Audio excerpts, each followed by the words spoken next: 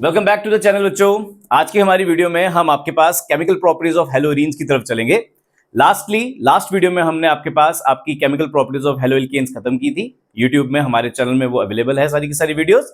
आगे चलेंगे तो हमारे पास आज का टॉपिक रहेगा केमिकल प्रॉपर्टीज ऑफ हेलोइरीन्स। ठीक है, तो हेलोइरीन्स की केमिकल प्रॉपर्टीज में मैंने एक बाइफर्केशन करके दी है। तीन टाइप की आपकी केमिकल प्रॉपर्टीज रहने वाली है, जिनमें है number first nucleophilic substitution reactions, number 2 electrophilic substitution reaction and number 3 reaction with metals। ठीक है, तो इन तीनों के बारे में हम डिटेल में पढ़ेंगे। तो सबसे पहले मैं आपको थोड़ा सा इनके बारे में बता दूं कि न्यूक्लियोफिलिक सब्स्टिट्यूशन रिएक्शन में हमारे पास यहां चलेगी सिर्फ एक ही रिएक्शन और वो है Dow's process. Dow's process. Secondly electrophilic substitution की बात करेंगे तो इलेक्ट्रोफिलिक सब्स्टिट्यूशन में नंबर ऑफ रिएक्शंस देखने को मिलेगी, जिनमें है halogenation, number 2 nitration, number 3 sulphonation, number 4 Friedel Crafts reaction, जिनमें हमारे पास दो रिएक्शंस देखी जाती है। These are alkylation and number 2 acylation. इन सब के सब रिएक्शंस के बारे में थोड़ी देर में हम डिटेल में पढ़ेंगे। तो moving forward to the third reaction, ये है रिएक्शन विद मेटल्स, जिसमें हम रिएक्शन पढ़ेंगे with sodium and with magnesium. ठीक है, तो अगर आप रिलेट करें केमिकल प्रॉपर्टीज ऑफ हेलोइरीन्स को with the chemical properties of haloalkane, जो पिछली वीडियोस में हमने बना ली है, वहां पर आपके पास न्यूक्लियोफिलिक सब्स्टिट्यूशन थी, यहां पर भी न्यूक्लियोफिलिक सब्स्टिट्यूशन है। वहां पर आपके पास रिएक्शन विद मेटल था, यहां पर भी रिएक्शन विद मेटल है। बस एक आपकी दिस प्रॉपर्टी जो कि यहां पर इलेक्ट्रोफिलिक सब्स्टिट्यूशन है, ये यहां पर चेंज हुई है, और पिछले वाले में ये थी एलिमिनेशन रिएक्शन। तो एक ही प्रॉपर्टी चेंज है जो कि है इलेक्ट्रोफिलिक सब्स्टिट्यूशन, वहां पे थी एलिमिनेशन रिएक्शन। तो एक एक करके इन तीनों के बारे में बात करेंगे। तो सबसे पहले मैं आपको थोड़ी सी और इंट्रोडक्शन दूं कि हेलोइरीन्स और न्यूक्लियोफाइल्स और इलेक्ट्रोफाइल्स का आपस में क्या बॉन्ड रहता है। ठीक है, तो बच्चा जी मैं आपके पास एक हेलोइरीन लेके चलता हूं, मैं आपके पास क्लोरोबेंजीन लेके चलता हूं। तो क्लोरोबेंजीन में हम बात करेंगे तो क्लोरोबेंजीन बेसिकली खुद से एक इलेक्ट्रॉन रिच स्पीशीज है, क्योंकि बेंजीन में पाई बॉन्ड्स प्रेजेंट होते हैं, तो ये एक इलेक्ट्रॉन रिच स्पीशीज होती है। इस बेंजीन पर दो दो अटैकर्स अवेलेबल हैं हमारे पास। दीज आर, एक न्यूक्लियोफाइल है अटैकर, जो कि अगेन इलेक्ट्रॉन रिच है, और एक है आपके पास आपका इलेक्ट्रोफाइल, जो कि इलेक्ट्रॉन डेफिशिएंट है। ये इलेक्ट्रॉन डेफिशिएंट है। तो दो अटैकर्स हमारे पास अवेलेबल है बेंजीन को अटैक करने के लिए। तो पहले न्यूक्लियोफाइल के अटैक की बात करें तो न्यूक्लियोफाइल आपकी बेंजीन पर बहुत ही रेयरली अटैक करने वाला है। उसके अटैक में आपके पास बहुत कम चांसेस है। वो इसलिए क्योंकि दोनों की दोनों स्पीशीज खुद से इलेक्ट्रॉन रिच है। तो एक इलेक्ट्रॉन रिच स्पीशीज दूसरे इलेक्ट्रॉन रिच स्पीशीज पर अटैक मोस्ट प्रोबेबली नहीं करेगी। वो इसलिए नहीं करेगी क्योंकि इलेक्ट्रॉन रिच स्पीशीज आपस में रिपल्शन शो करेगी।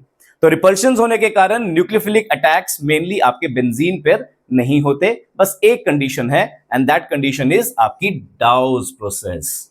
तो न्यूक्लियोफिलिक सब्स्टिट्यूशन के लिए आपके पास एक ही मेथड है, वो है डाउस प्रोसेस। इसको लेटर ऑन हम पढ़ेंगे। बस मैं आपको यहां पर ये चीज समझा रहा हूं कि जो बेंजीन पर दो अटैकर्स हमारे पास अवेलेबल है, दोस टू आर न्यूक्लियोफाइल और इलेक्ट्रोफाइल। न्यूक्लियोफाइल इलेक्ट्रॉन रिच है, इलेक्ट्रोफाइल इलेक्ट्रॉन डेफिशिएंट है। इलेक्ट्रॉन रिच स्पीशीज पर अटैक नहीं कर पाती। आप देख सकते हैं दुखी है बेचारा, इसलिए दुखी है क्योंकि न्यूक्लियोफिलिक अटैक्स जनरली आपकी बेंजीन रिंग पर नहीं होते। मगर एक तरीका है, और वो तरीका है डाउस प्रोसेस, जो भी हम थोड़ी देर में पढ़ेंगे। सेकेंडली बात करें आपके इलेक्ट्रोफाइल्स की, यानी कि इलेक्ट्रॉन डेफिशिएंट स्पीशीज की, तो इलेक्ट्रॉन डेफिशिएंट स्पीशीज बेंजीन पर खुशी खुशी अटैक करती है और बहुत ज्यादा अटैक कर सकते हैं। आप देख सकते हैं नंबर ऑफ रिएक्शंस अवेलेबल है यहां पर। अब ऐसा क्यों है? क्योंकि बच्चा सीधी सी बात है कि एक इलेक्ट्रॉन रिच स्पीशीज है और एक इलेक्ट्रॉन डेफिशिएंट स्पीशीज है। Electron deficient species easily attack करेगी इलेक्ट्रॉन रिच स्पीशीज पर, और उसके अंडर हम कैटेगरी में halogenation, nitration, sulphonation, Friedel Crafts, alkylation and acylation हम पढ़ेंगे। ठीक है, तो यहां पर मैंने आपके साथ यही डिस्कस करना था कि ये जो दो तरीके के अटैकर्स हमारे पास अवेलेबल है, ये बेंजीन पर किस तरीके से एक्ट करते हैं। न्यूक्लियोफिलिक सब्स्टिट्यूशन मुश्किल है, इलेक्ट्रोफिलिक सब्स्टिट्यूशन इजी है। न्यूक्लियोफिलिक सब्स्टिट्यूशन में सिर्फ डॉस प्रोसेस है, उसके बारे में बात करेंगे, और इलेक्ट्रोफिलिक सब्स्टिट्यूशन में नंबर ऑफ रिएक्शंस आपको मिल जाएगी, सब के सब आपके सामने लिखी हुई है। ठीक है, अब एक एक करके इन केमिकल प्रॉपर्टीज के बारे में हम बात करेंगे। तो पहली केमिकल प्रॉपर्टी न्यूक्लियोफिलिक सब्स्टिट्यूशन, इसके बारे में सबसे पहले बात करते हैं। ठीक है जी, तो देखिएगा ध्यान से, मैं बोर्ड रब कर रहा हूं। तो चलिए स्टूडेंट्स, हम स्टार्ट कर रहे हैं हमारी first chemical property which is nucleophilic substitution reaction.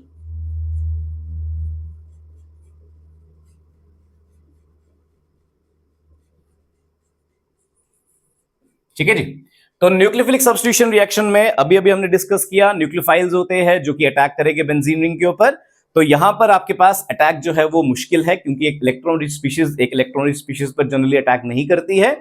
यहां पर एक ही मेथड है, दैट इज डॉस प्रोसेस। पर डॉस प्रोसेस में जाने से पहले हम सबसे पहले यही बात करेंगे कि क्या क्या रीजंस है कि आपके पास अटैक पॉसिबल नहीं है या मुश्किल है, तो उसके बारे में बात करेंगे। तो पहला रीजन जो रहेगा वो आपको मैंने बता दिया है कि nucleophile itself electron rich species, और जिस पर ये अटैक कर रहा है यानी कि आपका हैलोअरीन, वो भी खुद से एक इलेक्ट्रॉन रिच स्पीशीज है। तो इलेक्ट्रॉन रिच स्पीशीज पर अटैक नहीं कर पाती, ठीक है, या बहुत रेयरली अटैक कर सकती है बिकॉज ऑफ द रिपल्शंस। दोनों के दोनों इलेक्ट्रॉन रिच है, आपसी रिपल्शंस के कारण इस पर अटैक जो होगा वो जनरली पॉसिबल नहीं होगा। तो one of the reason is दोनों स्पीशीज इलेक्ट्रॉन रिच है, इसी वजह से ऐसा होगा, न्यूक्लियोफिलिक सब्स्टिट्यूशन मुश्किल हो जाएगी। ठीक है, नंबर सेकंड, रेजोनेंस की बात करें। रेजोनेंस की बात करें तो रेजोनेंस में यह कहता है कि इन केस ऑफ हैलोअरीन, मैं कुछ रेजोनेटिंग स्ट्रक्चर्स बना के समझाता हूं आपको, आप देखिएगा। In case of haloarene, chlorine has lone pairs, और वो अपने इलेक्ट्रॉन पेयर बेंजीन की तरफ डोनेट करता है, और उसके अकॉर्डिंग हमारे पास हमारा पहला रेजोनेटिंग स्ट्रक्चर जनरेट होता है which is Cl positive. Single bond की जगह यहां आ जाता है डबल बॉन्ड, आगे है बेंजीन रिंग जिसपे आपके पास एक नेगेटिव चार्ज आएगा और दो डबल बॉन्ड रहेंगे। देन ये आपके पास रेजोनेंस शो करेंगे। रेजोनेंस के दौरान आपका नेगेटिव चार्ज ऑर्थो पोजीशन से उठकर पैरा पोजीशन पे जाएगा, और अकॉर्डिंगली जो आपका डबल बॉन्ड है वो आगे स्विच करेगा, और हमारा जो नेक्स्ट रेजोनेटिंग स्ट्रक्चर है वो क्या बन जाएगा, देख लेते हैं। Cl positive, double bond, benzene ring, और इस बार नेगेटिव चार्ज कहां, पैरा पोजीशन पे, और डबल बॉन्ड कहां, आमने सामने। ठीक है, अब नेक्स्ट स्टेप में वापस से हमारा जो ये नेगेटिव चार्ज है ये पैरा से उठ के ऑर्थो पे जाएगा, और डबल बॉन्ड अंदर उसी के अकॉर्डिंग मूवमेंट करेगा, और लास्ट रेजोनेटिंग स्ट्रक्चर हमारा बन जाएगा Cl positive, double bond, benzene ring, negative charge इस बार ortho position, double bond and double bond. तो these are the resonating structures जो हमारे हैलोअरीन के केस में बनेंगे। ठीक है, तो यहां पे मैंने रेजोनेटिंग स्ट्रक्चर्स आपको दिखाए, और रेजोनेटिंग स्ट्रक्चर्स में आपने एक चीज नोटिस की है या नहीं की, मैं आपको बता देता हूं। यहां पर एक चीज नोटिस करने वाली है, वो ये है कि यहां पर बेंजीन और क्लोरीन के बीच में सिंगल बॉन्ड था, और रेजोनेटिंग स्ट्रक्चर्स बनने के कारण ये जो सिंगल बॉन्ड है ये कन्वर्ट हो गया किसमें, डबल बॉन्ड पे। तो सिंगल बॉन्ड और डबल बॉन्ड की बात चल रही है यहां पर, तो डबल बॉन्ड जो होता है वो कंपैरेटिवली स्ट्रॉन्गर होता है, ठीक है, कंपैरेटिवली स्ट्रॉन्गर होता है देन द सिंगल बॉन्ड। यहां पर बात चल रही है न्यूक्लियोफिलिक सब्स्टिट्यूशन की, तो बोलता है due to the resonance structures, यहां पे पार्शियल डबल बॉन्ड करेक्टर आ जाता है, और इस पार्शियल डबल बॉन्ड करेक्टर के आने से, जो कि एक स्ट्रॉन्गर बॉन्ड है, आपके पास आपके क्लोरीन का निकलना मुश्किल हो जाता है, और इसी वजह से न्यूक्लियोफिलिक सब्स्टिट्यूशन भी यहां पर पॉसिबल नहीं हो पाती है।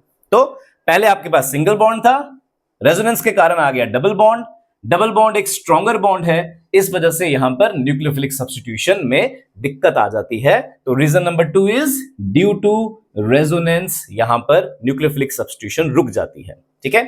नंबर 3 रीजन होगा बच्चों हमारे पास हाइब्रिडाइजेशन। हाइब्रिडाइजेशन, ठीक है, आइए हाइब्रिडाइजेशन की बात करते हैं। तो हाइब्रिडाइजेशन में मैं आपके पास अगेन आपका हेलोअरीन लूंगा,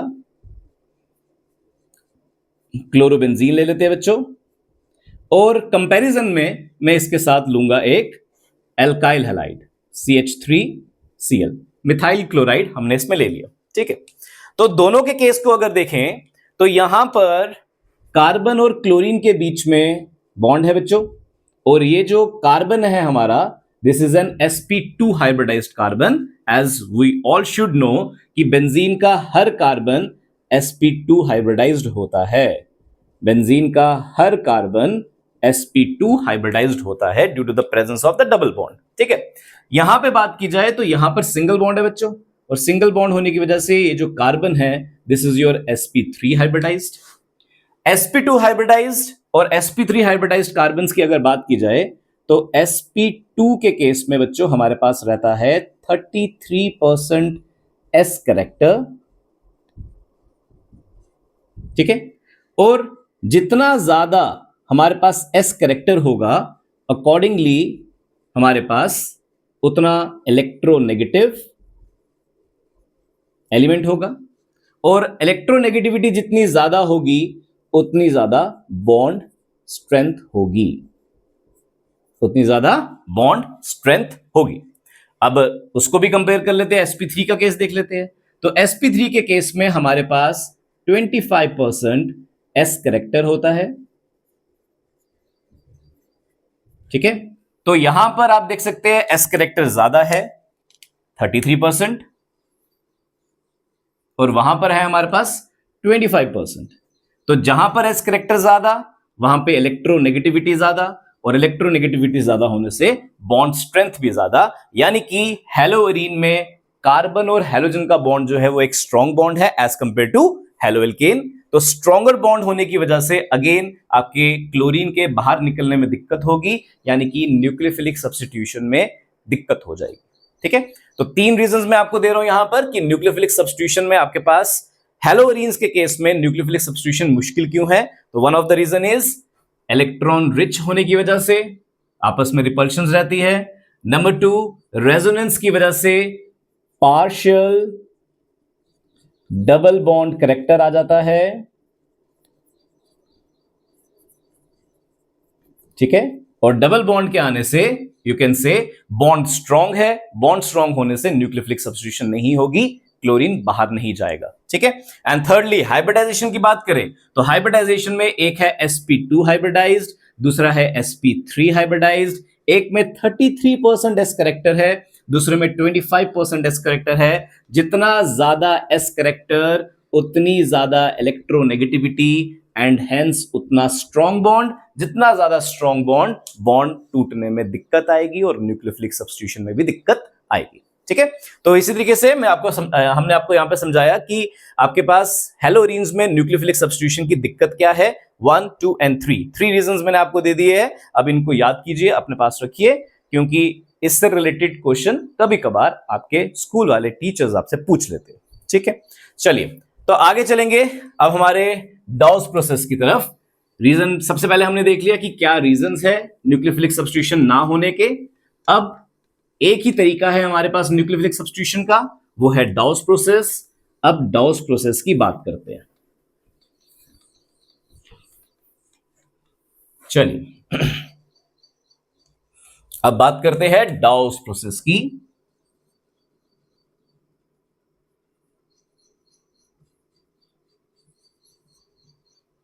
चलिए देखिए ध्यान से, डाउस प्रोसेस में it says chlorobenzene on reaction with sodium hydroxide at about 623 Kelvin and 300 atmospheric pressure। Conditions का खूब ध्यान रखना है क्योंकि एक डाउस प्रोसेस है, एक किस्म से आपके पास एक लोती रिएक्शन है जिसमें हम न्यूक्लियोफिलिक सब्स्टिट्यूशन करवा रहे हैं। तो इसमें आपके पास जो भी कंडीशंस रहेगी उनका आपको ध्यान रखना है। तो chlorobenzene on reacting with sodium hydroxide eight 623 kelvin and 300 atm pressure, it will form sodium phenoxide। it will form sodium phenoxide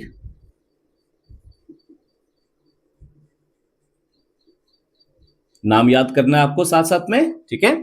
it will form sodium phenoxide which on further acidic hydration will form phenol and the byproduct will be NaOH। ठीक है, तो सीधी सीधी एक simple सी reaction है आपकी डाउस process, जिसमें आप देख सकते हैं कि आपकी बेंजीन पे लगा हुआ क्लोरीन फाइनली हट रहा है और उसकी जगह OH यानी कि एक न्यूक्लियोफाइल बैठ रहा है। ठीक है, तो NaOH के साथ रिएक्शन करवा रहे हैं 623 केल्विन 300 atm प्रेशर के साथ। बीच में एक इंटरमीडिएट प्रोडक्ट है that is a sodium phenoxide, जो एसिडिक हाइड्रेशन करने पर आपको फिनोल देगा और NaOH बाहर, फिनोल मिलेगा और बाय प्रोडक्ट में हमें मिलेगा NaOH। तो ये है आपकी डाउस प्रोसेस, सिंपल सी रिएक्शन है, 2 मिनट नहीं लगते इसको याद करने में और आपने इसको याद करके अपने पास रेडी रख लेना है। ठीक है जी, अब आगे चलेंगे फर्दर। तो इसके रिलेटेड भी कुछ कंडीशंस आती है हमारे पास, कुछ क्वेश्चंस बनते हैं जो आपसे पूछे जाते हैं आपके एग्जाम्स में। क्वेश्चन ऐसे आते हैं जैसे फॉर एग्जांपल नंबर वन कि what is the role of electron withdrawing group. Electron withdrawing group,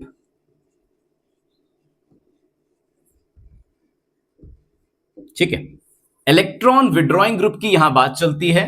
example के तौर पे मैं नाइट्रो ग्रुप ले लेता हूं। Nitro group is an electron withdrawing group. ठीक है, तो नाम बता रहा है हमें यहां पर इलेक्ट्रॉन्स को विड्रॉ करने वाला ग्रुप, और एग्जाम्पल में हमने ले लिया NO2 ग्रुप। ठीक है, तो बोलता है कि अगर बेंजीन पर इलेक्ट्रॉन विड्रॉइंग ग्रुप लगा दिया जाए तो क्या होता है। ठीक है, तो हमारे पास आंसर आएगा कि इलेक्ट्रॉन विड्रॉइंग ग्रुप लगाने पर हमारे पास हमारे हेलोअरीन पे माइल्ड जो न्यूक्लियोफिलिक सब्स्टिट्यूशन है उसके लिए एक कंडीशन जो होती है वो माइल्डर हो जाती है। ऐसा क्या है कि माइल्डर कंडीशन होगी, आइए देखते हैं। तो यहां पर बेंजीन का केस है, तो बेंजीन में बच्चों चलती है रेजोनेंस, राइट। ये रहा आपके पास Cl और यहां पर चलेगी रेजोनेंस। रेजोनेंस के दौरान बेंजीन पे नेगेटिव चार्ज मूव करता है, ortho, para and ortho, just मैंने आपको पीछे अभी बताया। तो यहां आपके पास ये मूव करता है। तो बच्चा अगर हम यहां पर इलेक्ट्रॉन विड्रॉइंग ग्रुप लगा लें,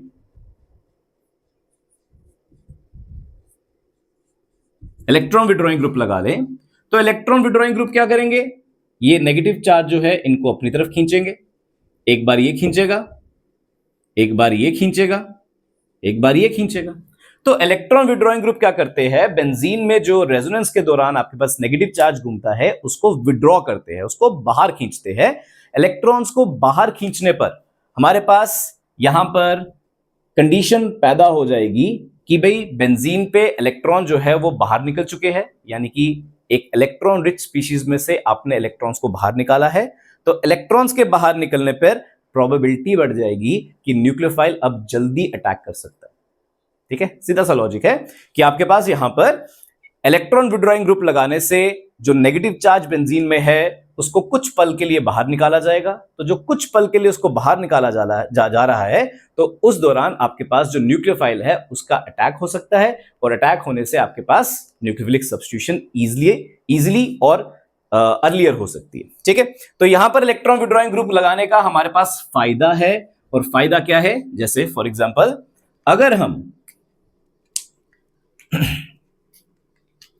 अगर हम क्लोरोबेंजीन पर एक नाइट्रो ग्रुप लगा दें तो हमारी कंडीशन माइल्डर हो जाती है, और माइल्डर कंडीशन में हमारे पास 623 की जगह 443 केल्विन में ही काम हो जाता है, और हमारा न्यूक्लियोफिलिक सब्स्टिट्यूशन अक्कर हो जाती है। तो देख सकते हो 623 की जगह 443 केल्विन, यानी कि कंडीशन माइल्डर हो गई। अब अगर मैं इस पर एक की जगह दो दो नाइट्रो ग्रुप लगा दूं, एक ऑर्थो पोजीशन पर और एक पैरा पोजीशन पर, तो आपके पास कंडीशन क्या हो जाएगी, तब आपकी कंडीशन 443 से भी ज्यादा माइल्ड हो जाती है, दैट इज 68 केल्विन की, और हमारे पास न्यूक्लियोफिलिक सब्स्टिट्यूशन अकर हो जाती है।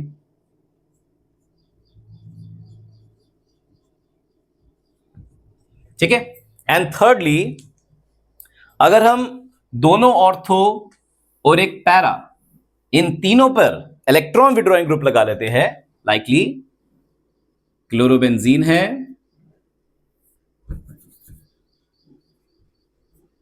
और क्लोरोबेंजीन पर ऑर्थो, पैरा एंड ऑर्थो, तीनों जगह अगर मैं इलेक्ट्रॉन विड्रॉइंग ग्रुप लगाता हूं तो कंडीशन और भी ज्यादा माइल्ड हो जाती है। जस्ट वार्म करने पर हमारी न्यूक्लियोफिलिक सब्स्टिट्यूशन अक्कर हो जाती है। तो देख सकते हैं आप इलेक्ट्रॉन विड्रॉइंग ग्रुप का क्या रोल है यहां पर। तो इलेक्ट्रॉन विड्रॉइंग ग्रुप जितने ज्यादा होंगे, इसमें एक है, इसमें दो है, इसमें तीन है, जितने ज्यादा इलेक्ट्रॉन विड्रॉइंग ग्रुप होंगे हमारे टेम्परेचर की कंडीशन 623 से माइल्ड हो जाएगी 443, और ज्यादा लगाओगे इलेक्ट्रॉन विड्रॉइंग ग्रुप तो 368 हो जाएगी, एंड इवन तीनों जगह लगा दोगे तो जस्ट वार्म करने पर भी न्यूक्लियोफिलिक सब्स्टिट्यूशन हो जाएगी। तो जहां पर हमें 623 केल्विन तक वार्म हीट करना पड़ रहा था, अब जस्ट थोड़ा सा वार्म करने पर भी आपके पास न्यूक्लियोफिलिक सब्स्टिट्यूशन हो जाएगी। That means electron withdrawing group nucleophilic substitution करवाने के लिए सही है। ठीक है, तो जितने ज्यादा लगेंगे उतनी ज्यादा अच्छी कंडीशन रहेगी हमारे पास। तो क्वेश्चन आपके पास यही अराइज होता है कि what is the role of electron withdrawing group in those process या इन न्यूक्लियोफिलिक सब्स्टिट्यूशन रिएक्शन, तो उसका आंसर आपके सामने है। ठीक है, तो जितने ज्यादा इलेक्ट्रॉन विड्रॉइंग ग्रुप होंगे उतनी अच्छी कंडीशन बनेगी और उतना जल्दी न्यूक्लियोफिलिक सब्स्टिट्यूशन अकर हो जाएगा। ठीक है जी। अब इसके अलावा एक और क्वेश्चन बनता है हमारे पास, और वो क्या है, आइए वो भी देख लेते हैं। चलिए, जो सेकंड क्वेश्चन हमारे पास बनता है वो ये रहेगा कि इलेक्ट्रॉन विड्रॉइंग ग्रुप की पोजीशन, ठीक है, position of electron withdrawing group. ठीक है, तो ये कहना चाहता है हमसे क्वेश्चन कि अगर हमारे हैलोरीन में,